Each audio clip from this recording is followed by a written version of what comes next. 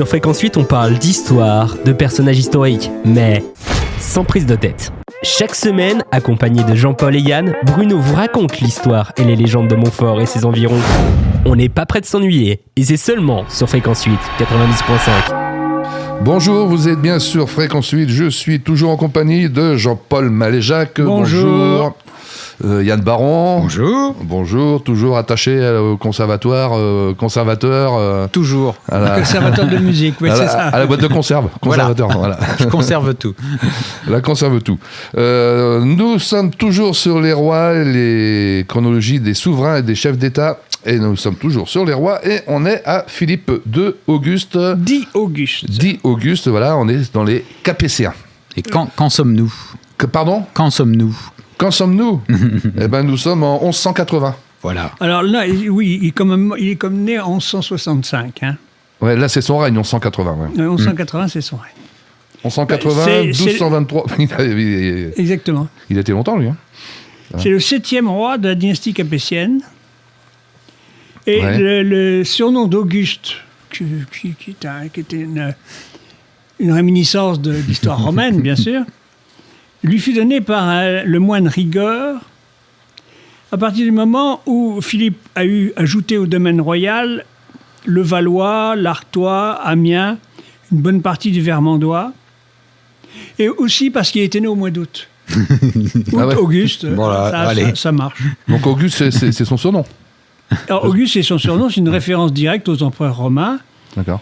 ce qui signifie qu'il a accru considérablement le domaine royal. D'accord. Bien. Ok. Alors, ce qui est très important à noter, c'est que Philippe Auguste est le premier roi qui fait porter sur ses actes, officiellement à partir de 1204, Rex Franciae, c'est-à-dire le roi de France. Alors que tous ceux qui le précédaient étaient rois des Français. Ouais, donc là, ça commence à devenir la France. C'est à partir de ce moment-là qu'on peut dire que ça devient vraiment la France. D'accord. Ok. Donc, Philippe II dit Auguste. Donc, sporadiquement à partir de 1190, mais surtout à partir de 1204, il met sur son sceau toujours roi des Français. D'accord. Roi de France. Donc, il n'y a toujours pas de limite, par contre. Il n'y a toujours pas de frontière. On ne sait pas. C'est-à-dire que le territoire, c'est très fluctuant quand même. Ouais. Même à l'époque. Oui, Ça dépend de la bourse, quoi. C'est toujours fluctuant, été, c'est pareil. ouais. Non. Oui, alors pour l'instant, on n'en parle pas parce que avec la gamelle qu'elle a pris. Bon. Alors, les frontières, elles sont où ? Les frontières sont. Il n'y en a pas. La plus grande partie du territoire, sauf ce qui appartient, que les Anglais croient leur appartenir, que Philippe Auguste croit avoir. C'est compliqué. Ouais, puis, Et donc, nous, on n'y est toujours pas. nous, Ah non. Ah, Alors, à la Bretagne, on parle. Ah non. Oui, la Bretagne. ouais, elle est toujours à part, elle. Ah ouais, on était faut attendre 1532. Ah oui, elle est toujours à part. Là, Enfin, à part, mais on est quand même toujours d'un côté, un moment sous influence française, un moment sous influence anglaise. À ce moment-là, il se trouve qu'on est vraiment très fortement sous influence anglaise. D'accord.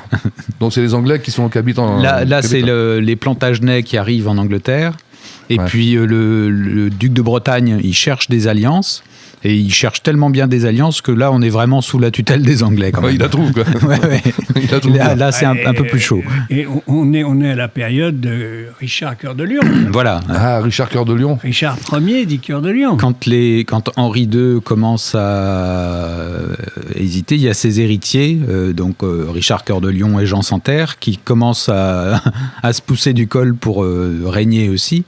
Et ils viennent sur les terres de Bretagne, sur lesquelles ils s'affrontent pour dire qui a la domination. Quoi. D'accord. Oui, parce que Jean Santerre et son frère, Richard, s'entendent pas tellement. Pas bon. Mais de toute façon, dans quelle famille ils se sont bien entendus, en fait Mais de toute façon... Aucune. Depuis le début, j'entends que... Pour le savoir, il suffit de regarder Robin des Bois. Hein. Ouais. Hein. Oui, par exemple. Robin Hood. Ouais, mais Robin des Bois, il n'a pas existé. Alors, Et c'est quand même... Alors là, quoi je ne serais pas totalement d'accord. D'accord. Que le Robin des Bois n'ait pas existé en tant que personne, oui, mais il y a eu plusieurs pour faire le Robin des Bois. Ouais, d'accord. Ils ont Ok. fait le job. Qu'est-ce qu'on peut dire sur Philippe II, dit Auguste, encore Alors, l'image qu'il a eue, c'est...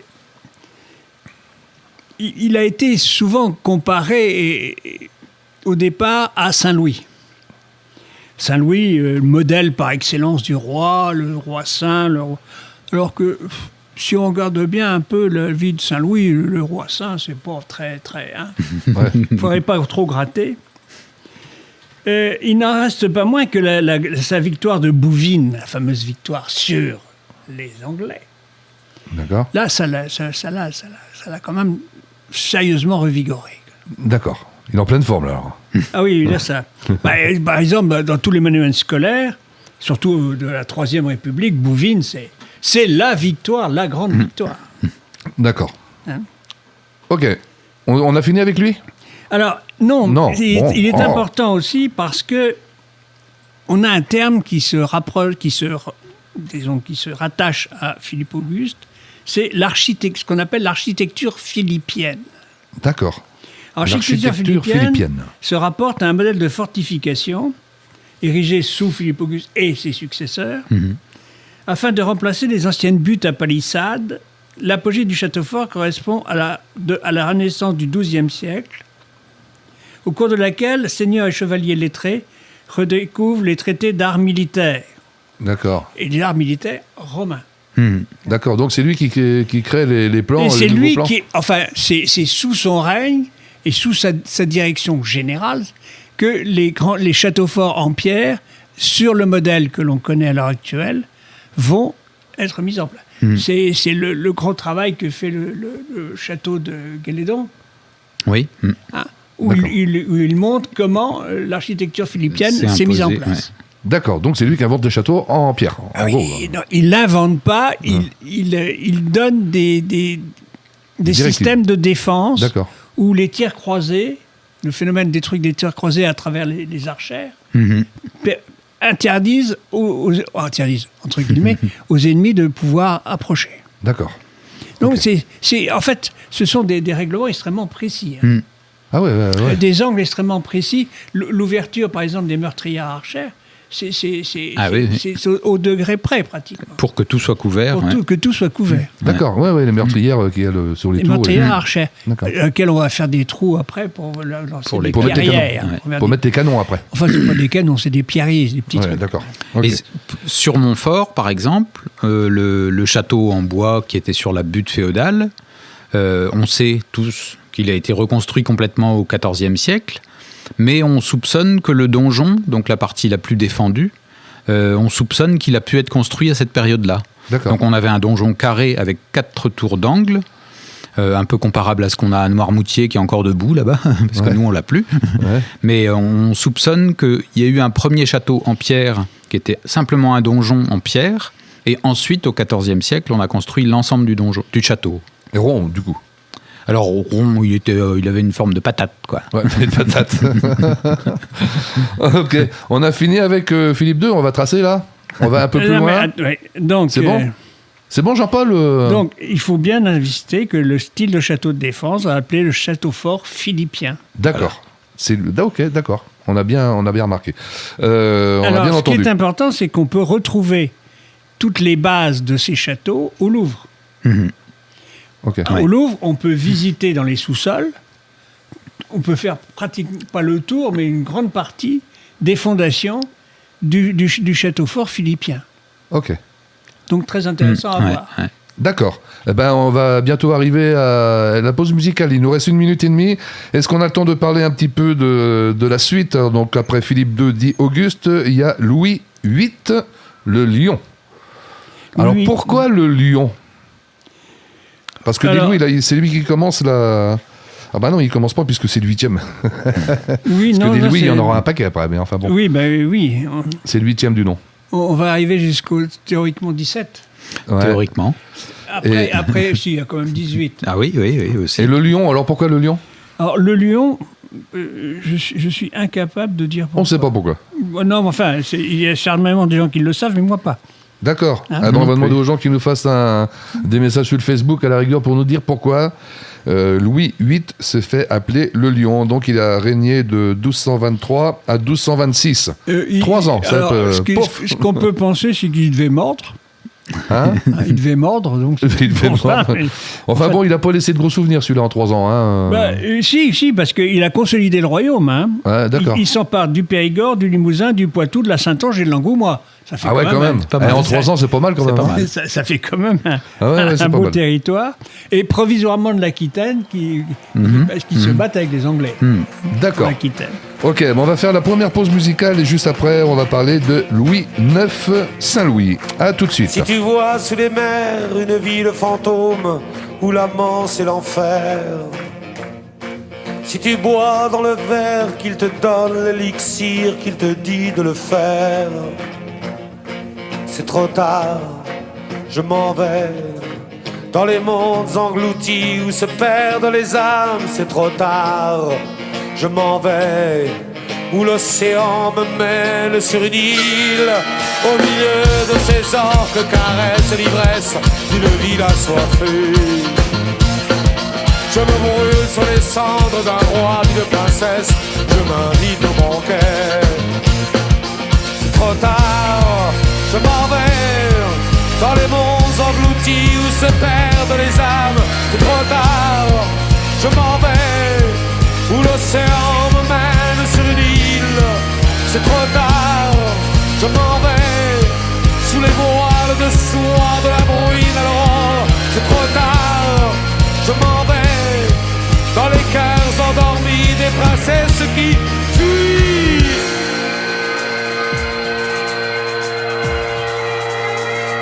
Tout le monde s'il vous plaît, chopez. 1, 2, 1, 2, 3, 4.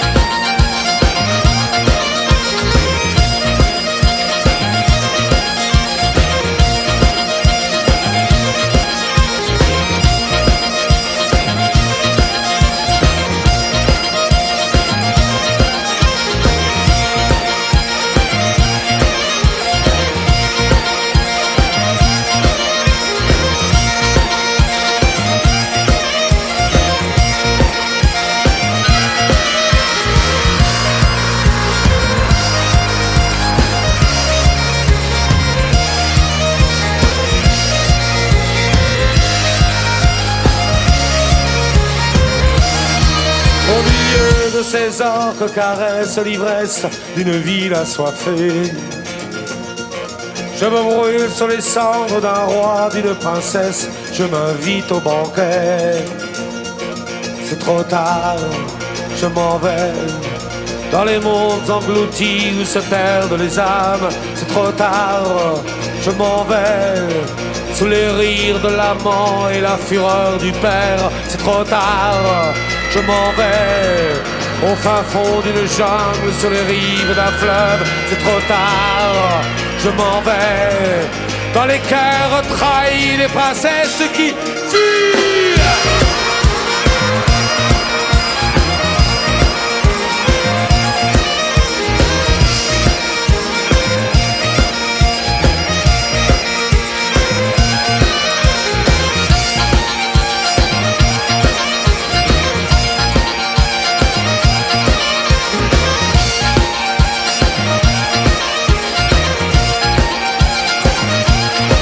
C'est trop tard, je m'en vais dans les mondes engloutis où se perdent les âmes. C'est trop tard, je m'en vais au fin fond d'une jungle sur les rives d'un fleuve. C'est trop tard, je m'en vais sous les rires de l'amant et la fureur du père.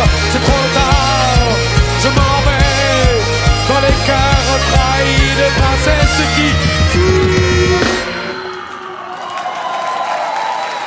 Allez, nous sommes de retour sur Fréquence 8 après cette pause musicale. Et pendant la pause, évidemment, je me suis fait enguirlander par Jean-Paul. Parce qu'on n'a pas fini avec Louis VIII. Mais pourquoi on n'a pas fini ? Parce que Louis VIII va consolider le pouvoir royal dans le sud de la France en menant comment ça s'appelle, une croisade Dans le contre sud. ce Dans le qu'on sud de la appelle France. les albigeois, c'est-à-dire les cathares. D'accord. Les hérétiques. Hérétiques. Les parfaits. Ouais. Oui, en fait, la religion n'est pas très, très en vogue à cette époque-là, surtout par les excès de l'Église. Enfin, pas de l'Église elle-même, mais en fait de ses représentants.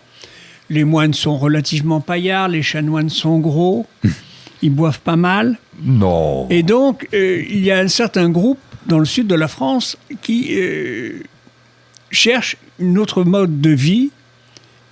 Et ce autre mode de vie, c'est de respecter les autres, de ne pas se baffrer, de ne pas boire. Bah, ils l'ont pas fait longtemps, ça, si. Alors, bien entendu, l'Église voit ça d'un très mauvais œil parce que ça va contre son pouvoir. Surtout qu'avec cette histoire de pureté, des parfaits prennent de l'extension. D'accord. Donc, on va prêcher une croisade contre eux. Et alors là, les Français vont se précipiter pour faire cette... Parce que, premièrement, ça pouvait rapporter des territoires. On avait des indulgences, dont on était bénis. On pouvait taper sur les gens, les découper en morceaux et être bénis par l'Église. C'est quand même merveilleux, ça. Ouais, Hein. c'est le pied, ça. Ah, et puis pas loin. Ça coûte pas cher. Quasiment à la maison. Presque à la maison. Donc c'est quand même rentable. Ouais. Et puis pas public, en plus. Ah ben non, mais non, c'est au contraire. pas pudé, sinon à l'inverse. Applaudis. Hein. Applaudis. Félicité. Ouais. Donc D'accord. c'est un peu facile. Donc il y a beaucoup de seigneurs qui savaient pas trop quoi faire, comme Simon de Montfort par exemple, qui vont se précipiter pour combattre les albigeois et comme ça d'abord récupérer des terres, récupérer du Des butin, biens, ouais. et ensuite avoir la bénédiction de l'Église. Ah, lui, alors, il a régné que 3 ans, il a foutu tout le bordel partout, quoi, en fait. En gros, c'est ça. C'est à peu près. C'est à peu près ça. D'accord. Qu'est-ce qui se passe en Bretagne pendant ces moments-là? On a des traces Ah oui, il y en a aussi. Bah, c'est toujours un peu flou chez nous. Alors, on a eu donc la bataille entre Jean Santerre et puis son frère Richard Cœur de Lion. Et puis, c'est aussi la période où donc le duc de Bretagne, le comte Geoffroy, a un fils. Par provocation, il le nomme Arthur, en référence au roi Arthur, et par provocation envers les Anglais. Donc ça plaît pas beaucoup non plus, ça accélère encore un peu plus les batailles et la mainmise de l'Angleterre. C'est à ce moment-là aussi qu'on décide, le roi d'Angleterre décide que c'est le fils aîné qui héritera. Parce qu'on le disait les fois précédentes, souvent tous les fils ou tous les enfants se bataillaient pour savoir qui allait posséder quel bout du territoire. Ouais, ils se tuaient entre eux. À partir de ce moment-là, il décide que ce sera le fils aîné. Bon, ça marche pas bien parce que ça n'empêche pas les autres d'essayer de prendre la place. C'est le droit d'aînesse. Ou de supprimer l'aîné pour devenir Bah oui, voilà, l'aîné. si on supprime l'aîné, ça. le cadet devient l'aîné. Et ben voilà, donc ça donne des idées. Ça change rien, en fait. Ah si, ça donne des idées à certains. Alors notre Arthur, qui aurait pu être le retour du roi Arthur local, ça marche pas bien parce qu'il sera enfermé par Jean Santerre et Richard Cœur de Lion. Il disparaîtra assez vite. Et puis on a de nouveau une influence de la France qui commence à se refaire sentir dans cette période-là. Et donc lui, Arthur, il est mis à mort. Oui, tant qu'à le faire. pauvre. Il serait mort à Rouen. On n'en est pas certain. Et ensuite, on a Guy de Thouars qui prend un peu le pouvoir sur la Bretagne.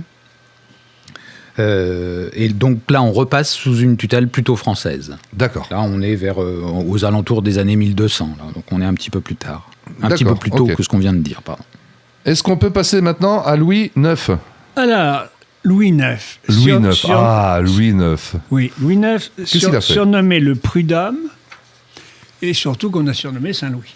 On ne le connaît plus sur le nom de Saint-Louis que sous le nom de Louis IX. Mais il n'est pas saint, lui. Ah si, celui-là, il est... il va devenir. Ah, il va devenir.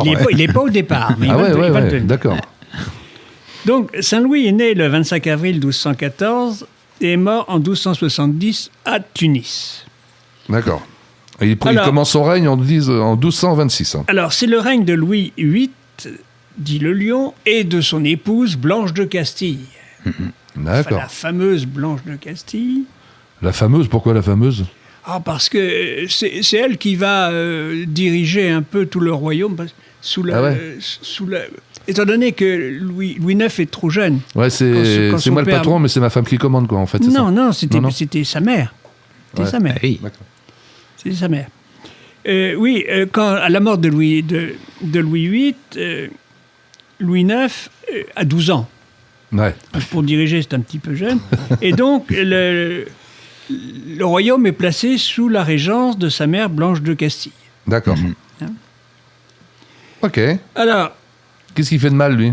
À part des bagarres. Parce que... lui, il va être surnommé le Saint. On a tous l'image de l'école primaire, Saint-Louis rendant la justice sous son chêne. Ouais, voilà. C'est assez classique. Alors oui, il a essayé de mettre un petit peu de justice dans tout ça. En fait, il a surtout fait dans les endroits où il était. Après, quand il était parti, c'était pas la même chose. Hein. Ouais. Et lui, ce qu'on le connaît surtout, c'est pour ses croisades. Ça, il en voulait des croisades. Hein. C'est pour ça un peu qu'il va être saint, d'ailleurs. Ouais, d'accord. Et dès qu'il part en croisade, il est tranquille parce qu'il y a sa mère qui s'occupe du royaume. D'accord. Il se promène, en fait. Je vais faire une balade, maman, tu t'occupes du château. Voilà, exactement. Je reviens pour manger. Je reviens pour manger, ouais. Oui, alors c'est un petit peu plus long que ça. Louis IX quitte la France en 1248 pour arriver en Égypte en 1249. Oui, c'est loin l'Égypte. Hein. Ouais. Et en 1250, paf, il est fait prisonnier. Ah! Mais comment ça se fait? Parce qu'il règne jusqu'en 1270? Ah ouais, mais il est fait Comment ça se prisonnier, il y a un sera truc. libéré qu'en 1254. Ah, d'accord. 4 ans, donc. Puis il est arrêté pendant 4 ans. Et cet homme croisade, c'est un échec complet. Oui, le roi enfin, s'est comme fait beaucoup de croisades, hein, ils vont là-bas pour Et se puis promener, hein. il est obligé de payer une rançon. Il y a un certain nombre de problèmes qui se posent. autour de- Classique. D'accord.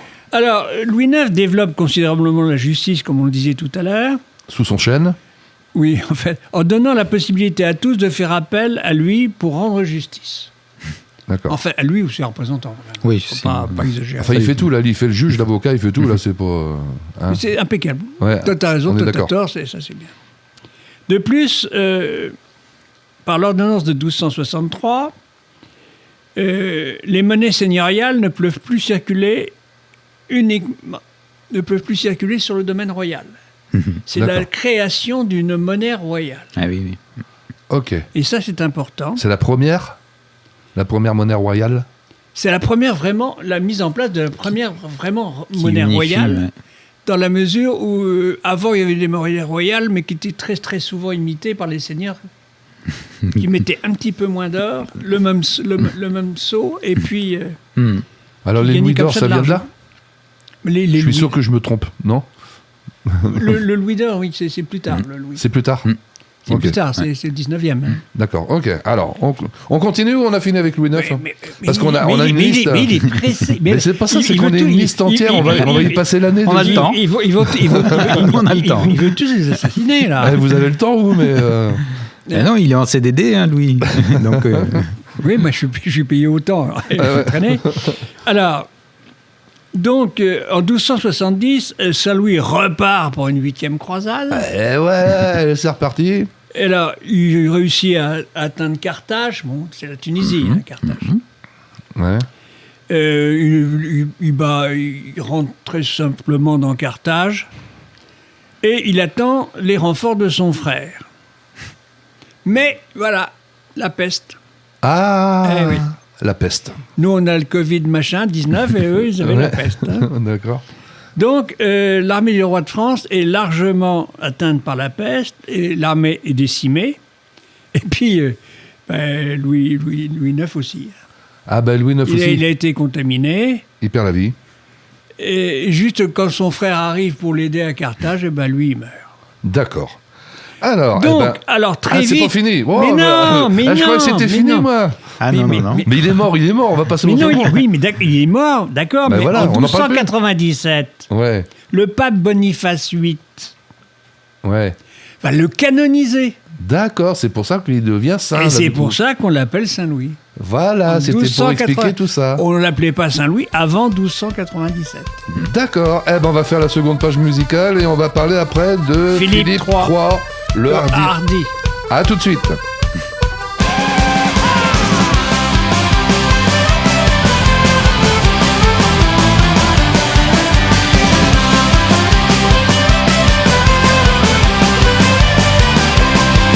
On the 4th of July, 1806,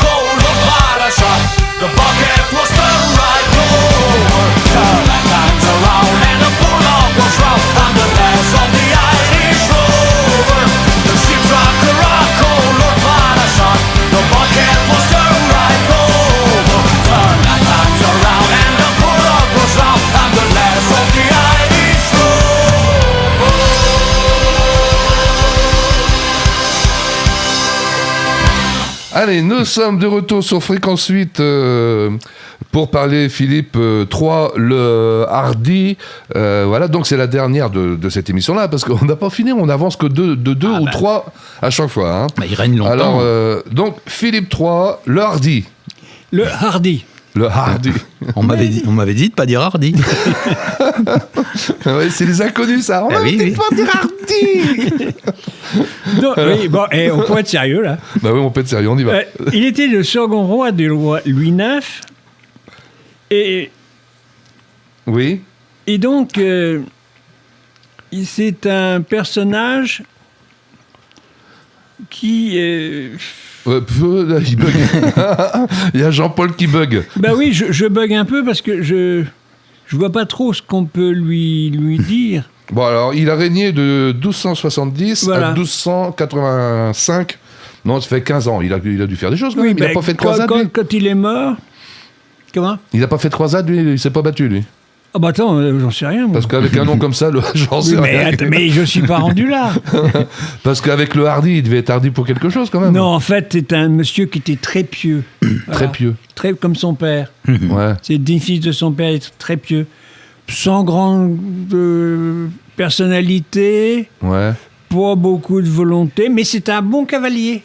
Ouais. Alors, Et- pas beaucoup de volonté, et- on l'appelle le Hardy, je comprends pas. Et- là. si, parce que il doit son surnom de Hardy à sa vaillance au combat plutôt qu'à sa force de caractère. Parce Ah. que lui, quand il voit un truc, il fonce, il voit rouge, il fonce, il tape. D'accord. C'est pour ça qu'on l'a appelé le Hardy. Ah ouais, d'accord, ouais, ok. Mais il est incapable de commander à ses troupes. Hein. Ouais. Lui, il est capable d'aller devant pour taper, mais c'est tout. Ouais, bah d'accord, c'est un bagarreur, quoi. Donc Alors, on peut... en fait, il arrive quand même par des héritages, par des annexions, par des achats, par des unions, par des guerres, à agrandir encore le domaine royal et à affermir son autorité. D'accord. Donc il n'y a pas Mais grand-chose bon, à dire il sur lui. c'est pas très glorieux. Oh, c'est pas... Il se passe quoi en Bretagne pendant cette Alors, période-là? On a couvert quand même avec ces deux garçons-là une bonne période. Ouais. Si on est au très local, on a quand même Guillaume de Montfort qui règne sur le petit territoire de Montfort. Et lui, alors on est quelques années avant, puisqu'on est en 1152, c'est lui qui met la première pierre de l'abbaye de Montfort. D'accord. Donc, Ah ouais. alors lui aussi, il a participé à des croisades, comme son grand-père qui est mort. Et donc, il décide de faire construire cette abbaye. Elle est construite assez vite, hein, entre 5 et 10 ans. Et il y finira ses jours. D'accord. Et si on est au niveau plus régional, là, on a toujours une influence française assez forte. Et puis, on arrive au règne de Pierre Mauclerc. Oh là là, c'est un sacré celui-là. Voilà, qui était quand même très, très proche de la France. Et puis, son fils Jean Ier lui succède sur l'ensemble du duché. Lui aussi, il meurt aux croisades. Ouais, mais il y a... en Bretagne, je veux dire. On appelle ça des rois qui sont en Bretagne, on appelle ça comment? Alors, on pourrait les appeler des ducs, même si le terme est un peu... Alors, il y a souvent confusion entre roi et duc sur cette période-là. Prince, D'accord. roi, duc, Voilà. c'est un peu mélangé. On les dit pères de France quand même. Mais il règne sur la Bretagne quand même, on est Voilà, bien, ouais, D'accord. ouais. Ok. Et Ils essayent. Ils essayent. Bah ils oui, ont parce une- qu'entre les Anglais qui attaquent, les Français qui attaquent Voilà. d'un côté, ils sont un petit peu Ils pris ont, en tenaille. ils on ont va une dire. relative autonomie par rapport à la France à cette période-là, mais ils sont quand même sous une forme de tutelle, quoi. D'accord. Est-ce qu'on peut passer à Philippe IV le Bel? Ah, là, on arrive sur un autre personnage, là. Ah bah là, oui, parce que c'est la suite. Hein. Alors donc, lui, il règne de 1285 à 1314. Voilà. Alors, Philippe IV dit le Bel, on appelait aussi le roi de fer. Alors, il va falloir terminer ça en 6 minutes, Oui. Jean-Paul. Eh ben, C'est possible. C'est possible? C'est possible. Il est devenu roi à l'âge de 17 ans, à la mort de son père. Et le Philippe le Bel est considéré vraiment comme un roi très important dans l'histoire. D'accord. Alors, on y va. Sous son règne, le royaume de France va atteindre son apogée, l'apogée de sa puissance médiévale. D'accord. Avec entre 16 et 20 millions d'habitants, c'était l'État le plus peuplé de la chrétienté, Ouais. connaît une grande prospérité économique, le pouvoir royal fait d'énormes progrès. Il faut bien qu'on voit dans Philippe IV, entouré de ses légistes, parce qu'il était entouré de gens qui avaient des connaissances, et le premier souverain moderne d'un État puissant et centralisé. D'accord. C'est vraiment le premier roi de France. tel qu'on l'a imaginé par la suite. Ok. Donc il fait les choses bien, lui. Oui. Ouais. Il fait pas de croisade, lui. Hein, il va pas se battre, comme les autres. Non. Il est un petit peu moins sain que les autres. Hein. Et c'est lui qui nomme les provinces, un petit peu comme la Bretagne, les pairs de France. Donc ils sont plus vraiment sous tutelle, ils sont des petits États associés, quoi.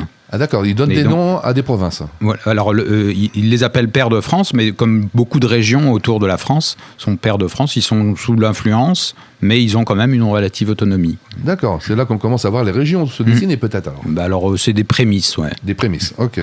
Ça tournera bizarrement Alors, après. on sort là de ce qu'on appelle le Moyen-Âge classique. Hein. Ouais. On rentre dans la fin du Moyen-Âge. On arrive dans le Moyen-Âge moderne. D'accord, il y a Et le donc, moderne, pourquoi Il y a la télé, il y a tout ça, non Internet. Il y a Internet. Qui arrive bientôt. Non, vous êtes trop branchés là. Hein. Alors, il est surnommé par ses ennemis, dont le roi de marbre, roi de fer. C'est quelqu'un de solide. Hein. Ouais, d'accord, ouais. Et une personnalité très rigide et très sévère. Ouais. C'est pas un marron, quoi.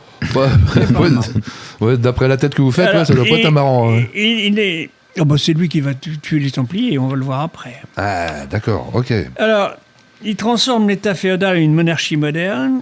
Ouais. L'impôt national est levé, ça c'est encore nouveau. Il y a un impôt royal maintenant, obligatoire sur l'ensemble du territoire. Ouais, donc il faut toujours payer, ça change de nom, c'est tout, quoi. On est d'accord. En gros, c'est ça, quoi. Ah bah, de toute façon, il fallait payer tout le monde. Donc, oui, voilà. Donc lui en rajoute une couche. Sauf que lui, mais du coup, il met ça dans sa poche, lui, alors, c'est ça Bah, oui, mais c'est pour le bien de la France. Ah bah bien sûr, évidemment. Et ouais. pour le Quand bien de même, la France. Voilà. Ok.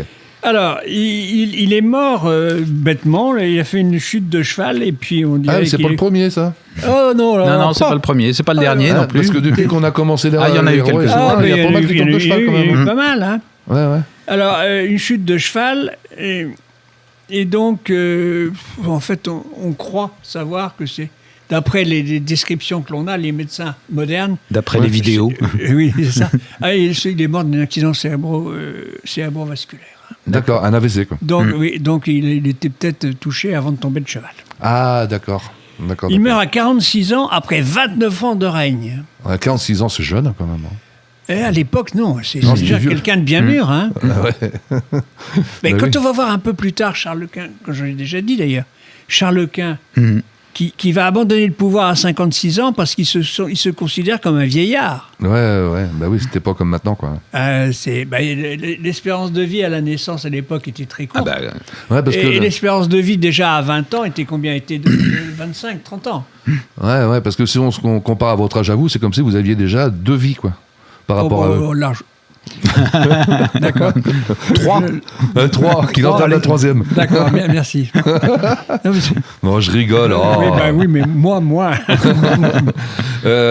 Donc, qu'est-ce qu'on peut dire encore sur on peut Philippe dire, IV Parce qu'on va terminer l'émission là-dessus, malheureusement. on va partir parce que c'est le roi qui est au départ de ce qu'on appelle la dynastie des rois maudits. Les rois maudits, d'accord, ouais. Les fameux rois maudits. Pourquoi? Parce qu'il va supprimer les Templiers pour récupérer simplement l'argent. Ouais. En trouvant des preuves, des prétextes. des prétextes pour les faire tuer. Alors, c'était quoi les Templiers, juste pour... Alors, les Templiers, c'était un ordre monastique, militaire, qui était chargé de veiller, de défendre Jérusalem et de veiller au bien-être des pèlerins qui allaient en Palestine. D'accord. Comme les hospitaliers. Et donc, Philippe IV, lui... Oui, parce que c'était un ordre qui était très très riche et lui avait besoin d'argent. Ah, donc il va chercher l'argent là où il est. Ah bah oui, Ça évidemment. tombait bien. Il n'y avait pas de banque à l'époque. Et alors, quand comment ça s'appelle, le supérieur, le prieur des Templiers, Charles c'est Pierre de... Jacques Jacques de Molay. Ouais. Jacques de Molay. Quand il arrive sur le bûcher, il dit je te maudis. Oui. Je te maudis jusqu'à la... je sais plus, la 8e. Je sais pas, 8e ou je sais pas, génération. Ah d'accord. Oh là. Et oui, D'où les rois maudits. Et d'où les rois maudits. Et on va voir que tous ces fils qui vont se... plaf. Ils vont tous y passer, quoi. Mais de manière bizarre. D'accord. Eh ben, on verra ça la prochaine fois. Oh bah oui, on va... Louis X dit le hutin. Oui, eh ben, on verra ça la prochaine fois. Pourquoi dit le hutin? Parce qu'il est hutin. Parce qu'il est hutin. On verra ça la prochaine fois. On verra ça la prochaine fois. Ok. Hein, donc on a vu quand même, moi ce qui m'a intéressé, c'est Richard Cœur de Lion. Hein, c'était bien ça, Richard Cœur de Lion. Il On a l'a laissé vu. le nom à un fromage d'ailleurs. Oui. Oh, c'est malin. C'est un camembert. Ah bah elle est bonne celle-là. Ah, c'est malin. C'est malin. Allez, on se retrouve la semaine prochaine. Au revoir Jean-Paul. Au revoir Yann. Au revoir. Sur Fréquence 8, on parle d'histoire, de personnages historiques, mais sans prise de tête. Chaque semaine, accompagné de Jean-Paul et Yann, Bruno vous raconte l'histoire et les légendes de Montfort et ses environs. On n'est pas prêt de s'ennuyer, et c'est seulement sur Fréquence 8, 90.5.